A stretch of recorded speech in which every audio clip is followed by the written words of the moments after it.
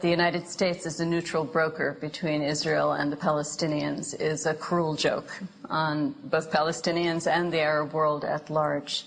The United States has exercised its veto many, many times in the Security Council, but perhaps worse than that is that it provides billions of dollars of aid to Israel, a lot of it military aid, and a lot of it in the most lethal possible form. American aid to Israel totals over $6 billion per year. Israel receives $3 billion in direct aid, 2/3 of which is military aid intended for the purchase of American-made weapons. In addition, Israel receives $3 billion in indirect aid, at least half of which is used for military ventures, such as subsidizing Israel's domestic armaments industry.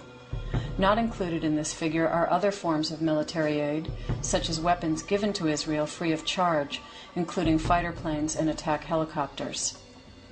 Total U.S. aid to Israel since 1949 has amounted to over $100 billion, making Israel, a country the size of New Jersey, the fourth most powerful military in the world, in possession of the largest fleet of F-16 fighter planes outside the United States. The international community says that better not mean more of this, the devastation caused by Israel's F-16s. So Israel's tanks, missiles and helicopter gunships are no longer enough. Now Ariel Sharon has used fighter planes.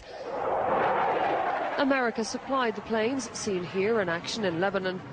The pipeline of violence is very much stamped made in USA. I mean, the United States has been brokering an alleged peace process for how long? And what does the situation look like?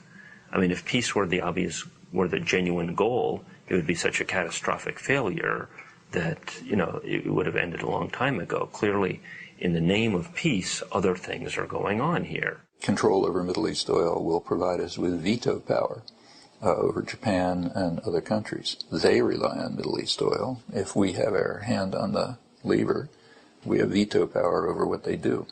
These are techniques of world control and the source of enormous profit and wealth, not just for the energy corporations. The United States, at least the Bush administration and its strategists, have recognized that the EU and possibly Russia are potential competitors.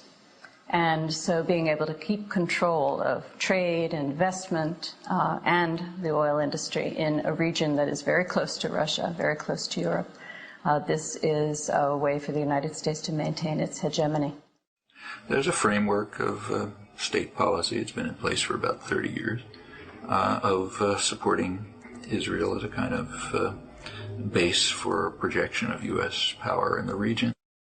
That support intensified under Clinton and intensified even more in the Bush administration with the rise to power of the neoconservatives in the Defense Department, such as Paul Wolfowitz, Douglas Feith, Donald Rumsfeld, and others like them.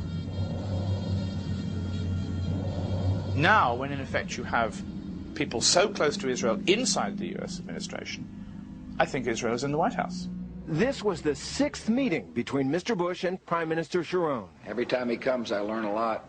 The president has never... There is no difference any longer between U.S. policy in the Middle East and Israeli policy.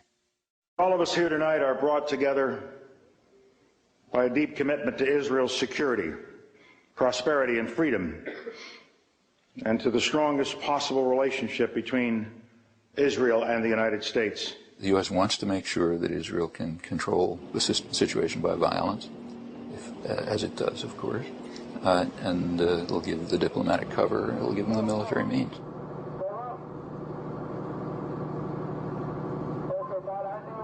Congress, which is very, very strongly pro-Israeli at the moment, 94 votes to 2 was the way a resolution was passed in the Senate the other day, wholeheartedly endorsing everything Israel is doing. At no point, however, has the mainstream media, whether television or newspapers, confronted and challenged this issue in your country, in the United States. To find critical views on American diplomacy, you really have to go beyond the mainstream media. You can find very critical views in the British press. You can even find critical views in the Israeli press. But whereas there will be some criticisms at the margins of details of how America conducts its diplomacy in the Middle East, you don't find a real alternative viewpoint in the mainstream media. It is the last taboo subject in America. You can talk about lesbians, blacks, gays, anything you want, but not America's relationship, or not any serious examination of America's relationship with Israel, or what Israel is doing, albeit almost always with American weapons. U.S. journalists are enmeshed in symbiotic relationships with the powerful. Instead of being independent and critical, journalists typically are dependent on policymakers and unwilling to raise the crucial critical questions. Rather than monitoring the game of power, most journalists are simply part of that game. You only have to see the press conferences, Condoleezza Rice, George Bush, Donald Rumsfeld. It's all on first name. And with that, I'm happy to take your questions. Helen? Yeah, April? David? Yes, Randy. John? What do you know about the sourcing of the British? But the relationship between American journalists, particularly television journalists, and the centres of power has become incestuous. So close, because an argument could cut you off from access to the centre of power, so close that it is impossible any longer to convey what you know about the centres of power. All you can do is say what you think they mean and what you know they say. So what's the point of journalism?